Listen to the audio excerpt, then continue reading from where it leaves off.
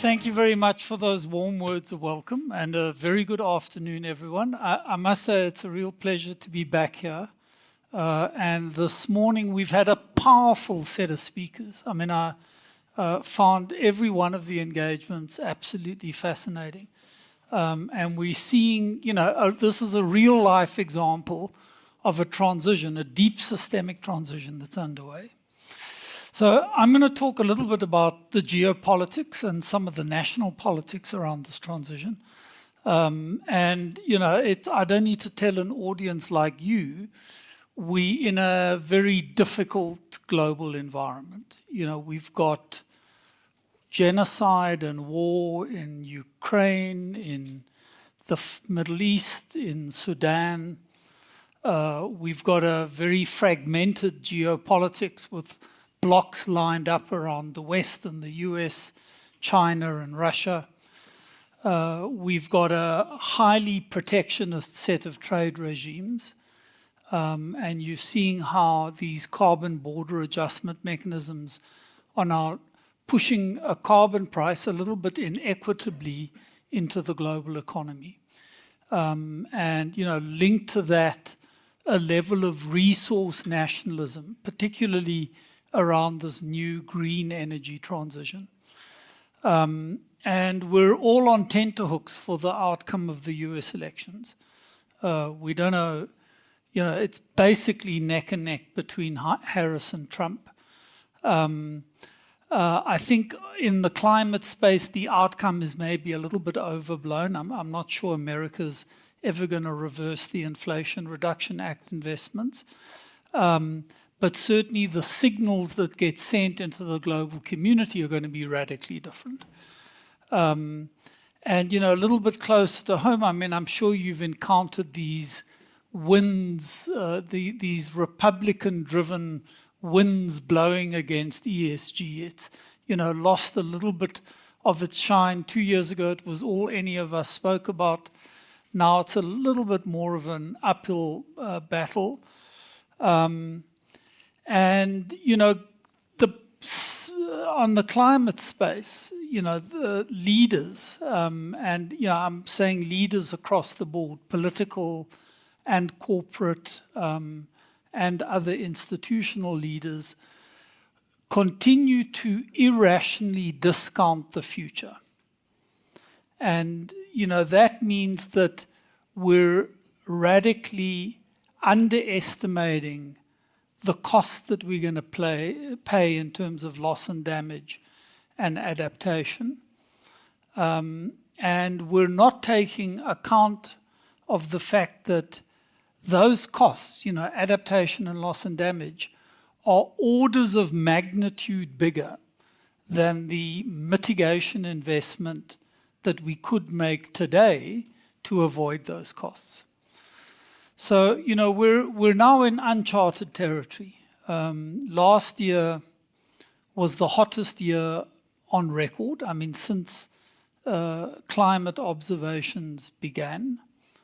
We were at an average, a mean global average, above the industrial average of 1.45 degrees centigrade. That's a whisker short of the 1.5 degree target.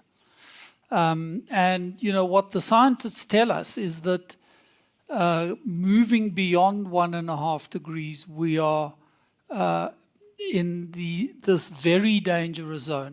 There's a huge amount of uncertainty, but what the scientists say is that we're in danger now of negative tipping points, where certain interactions in global weather systems trigger catastrophic collapses in, for instance, the Greenland ice sheet, or the meridional overturning circulation that drives nutrient systems in the ocean, or the collapse of the Amazon rainforest. And we're in an extremely dangerous period. And you're seeing that knock on into, global weather systems in all sorts of ways. This recent Hurricane Helene in the US, the highest level of insured losses ever in any of the hurricanes to affect the US. So, vast quantities of losses being triggered by a direct climate-related event, because it's all due to the ocean temperature in the Gulf of Mexico that drives these violent storms. So, the bad news is that the effort we're making as the world to deal with climate change is woefully inadequate. And part of the problem lies in the global governance system that we've got. So you would have all heard of the United Nations Framework Convention on Climate Change and its various subsidiary instruments, the Paris Agreement. Basically, the Paris Agreement is a voluntaristic model, so it doesn't impose emission cuts on countries. It relies on them to develop their own nationally determined contributions. And if you add up all of the NDCs, that's climate speak. I'm sorry, we use a lot of acronyms. NDCs, nationally determined contribution, it means your emission trajectory with targets for the next 5 and 10 years. So if we add up all of the NDCs, including all the conditional NDCs, so everyone that said, we'll meet this target provided we get X, Y, and Z financing, all of that together only brings our emissions in 2030 down 5% compared to a 2019 baseline. What the scientists told us in the global stocktake that was done last year is that we've got to cut emissions to have a 50% chance of staying at 1.5 degrees centigrade. We've got to cut emissions by 2030 by 43%. So it shows you how far away from where we need to be we are. And we're going to have to cut by 2035 by 60%. So the big cuts on our journey to net zero are now. It's not a straight line curve, it's a concave curve. Not convex, as some people like to believe, with all of the adjustments right at the end.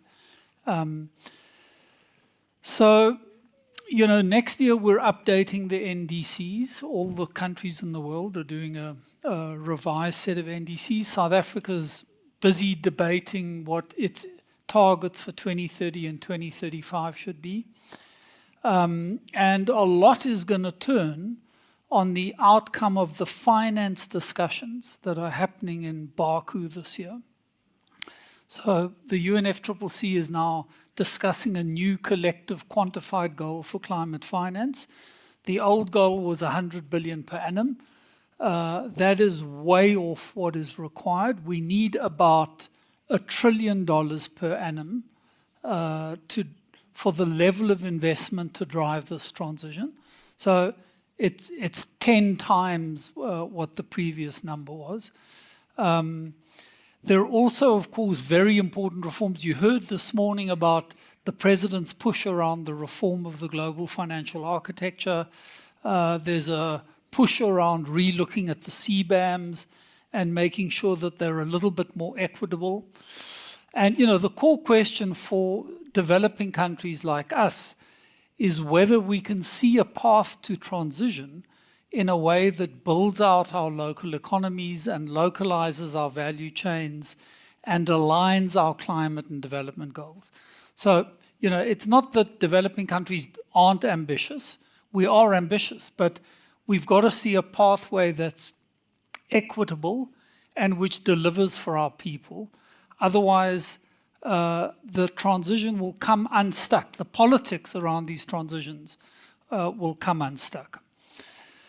So, on the positive side, I've been talking a little bit about the negatives. And I spoke earlier about these negative tipping points in climate change.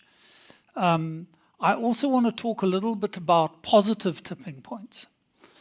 And what a positive tipping point is a moment in your economy where technological change and repricing and finance at the right scale trigger an exponential uptake of technologies.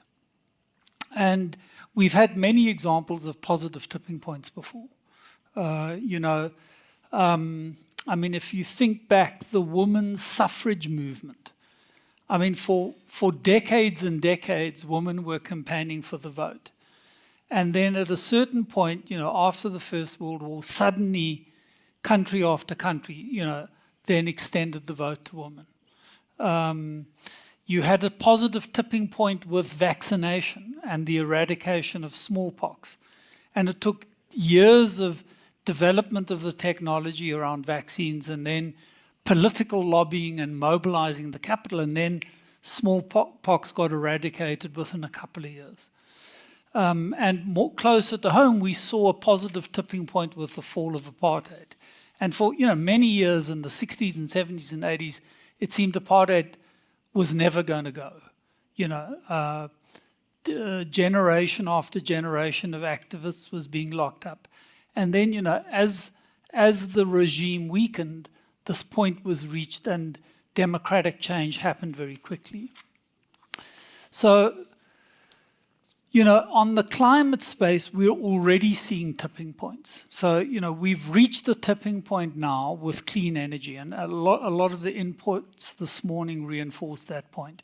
So, just quickly on clean energy, we've seen prices for wind, solar, and batteries over the last 10 years come down by roughly 80%. Huge price drops.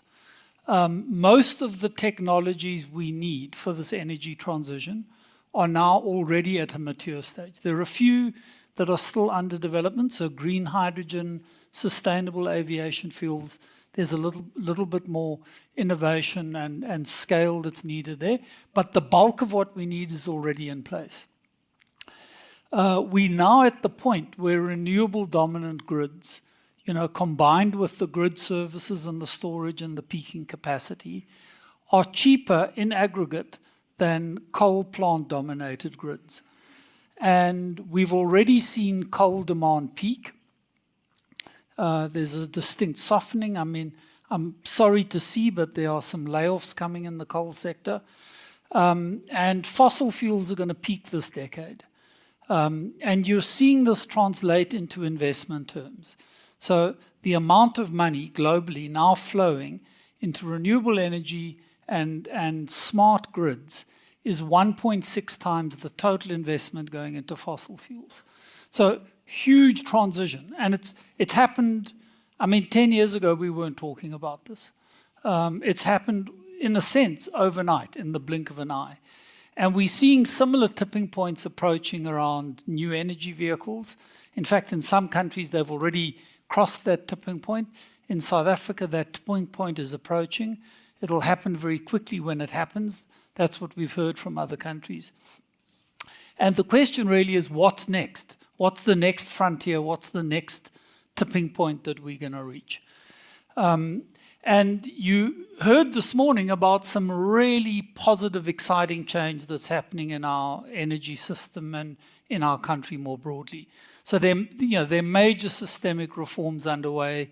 We've got a competitive energy market, lifting of the cap on embedded generation, the Electricity Regulation Amendment Act. You've seen the private sector respond with alacrity to these reforms. So this pipeline of renewable energy and some gas and battery projects, 66 gigawatts. More than the entire generation capacity that we have in this country. That's what the project pipeline looks like. The constraint is grid access. We all know that. But you've already seen measures taken, with curtailment that's freed up some capacity. We're maxing the available capacity that exists in places like Mpumalanga. The National Transmission Company's now been unbundled. It's got an aggressive plan around investment in transmission lines and transformers. And there are some very innovative approaches emerging around financing grid with PPPs being piloted, an independent transmission project office being set up, etc. So real deep fundamental change with clear political leadership in this government of national unity standing behind that change.